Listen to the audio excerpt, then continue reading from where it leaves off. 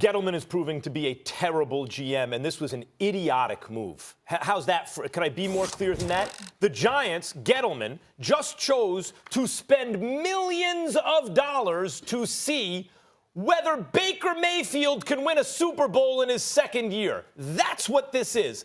Let me get this straight. You sign Odell to make him the highest paid receiver in the league, give him all the guaranteed money. You say you're not going to move him. And then you trade him for a mid-first and a third and Jabril Peppers, who, by the way, is going to replace Landon Collins, who, by the way, you didn't even franchise. And given the contract he just got, he was in very high demand. You could have gotten something good for Collins, but instead you just let him walk. So now you got to replace him with a fine player, but Peppers can ball. Odell Beckham Jr. is a generational talent in his prime, locked up long term. Belichick wanted to trade for him reportedly, right? Wonder why that is. Does Belichick love paying receivers? Let me get this straight. You have a problem at quarterback and offensive line. And so you trade your receiver, who's, by the way, making your ancient quarterback look like an NFL player. Because when you take Odell off the Giants, Eli's not even an NFL caliber player, certainly not a starter. Look at the numbers. Look at the numbers, the wins, the losses, the QBR, everything. With Odell off the field, Eli is a joke. It's a laughingstock, the Giants. So they move Odell. And now think about this. This is where I almost have like a conniption.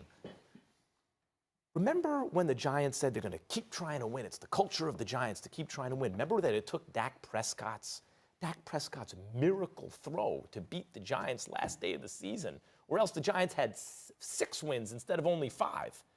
Maybe had the Giants not been trying to win, see what you have behind Eli. Give them some starts. See what you have on the bench. Move things around. Make some trades. Maybe had they done that, which was clearly a rebuilding year after a certain point, but they insisted they were going to go for it. Maybe had you done that, you wouldn't have to trade your generational, locked-up, long-term, in-his-prime talent in order to get a draft pick that is pretty clearly going to have to be used to package with a pick you now have to move up in the draft, to draft the quarterback you want, who wants to play for your team, who would have been available to you just for the draft pick had you stopped trying to win games at a certain point.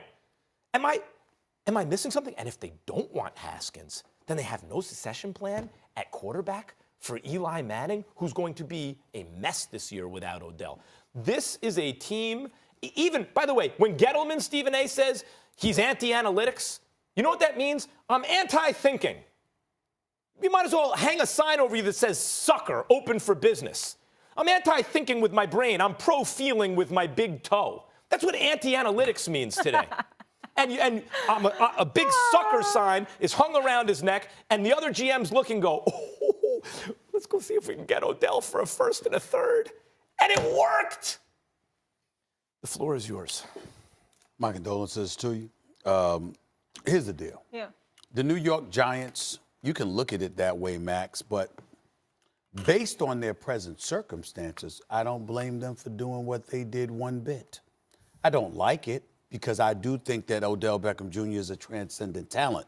But I don't blame them. And here's why I don't blame them. You got a coach in Pat Shermer who shouldn't be the head coach. You got a GM in Dave Gettleman who shouldn't be the GM. You've got a quarterback in Eli Manning who shouldn't be the quarterback. All of this is obvious. Right now, if they would have let Eli Manning go today, they would save about $17 million in cap space. But you're still going to keep them because you're caught up in the emotional connection between Eli Manning with ownership. You got a GM the Giants way of old, so let's make sure that we essentially just revitalize that. And Pat Shermer, who got the head coaching job when the only other head coaching job he's had in his career, he finished like 13 or 14 games under 500. These are the New York Giants. You cannot leave Odell Beckham Jr. in that situation, particularly when you've got a guy like Saquon Barkley, who Pat Shermer was on the record saying last year, this is a guy we should follow.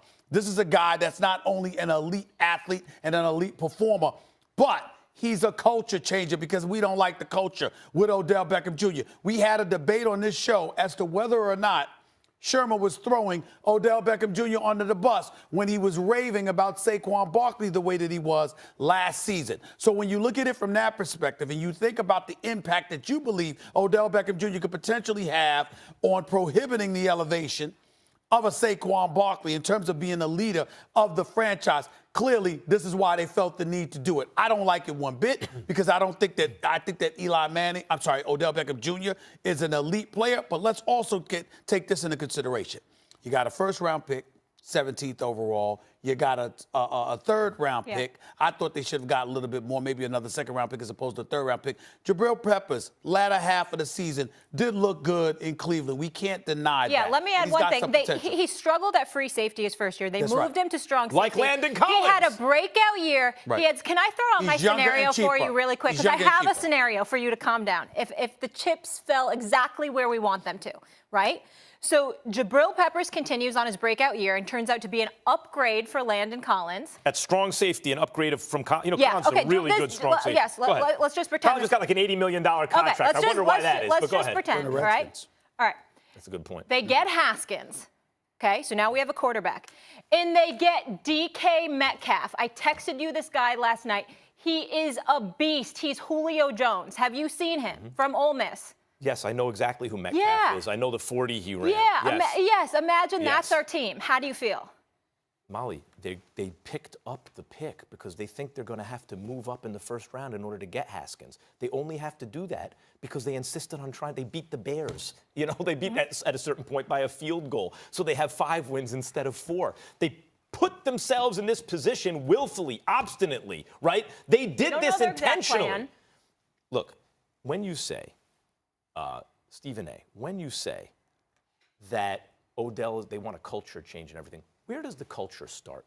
Ownership, front office, coach. That's what I was saying. Ownership, front office, coach, but they're there.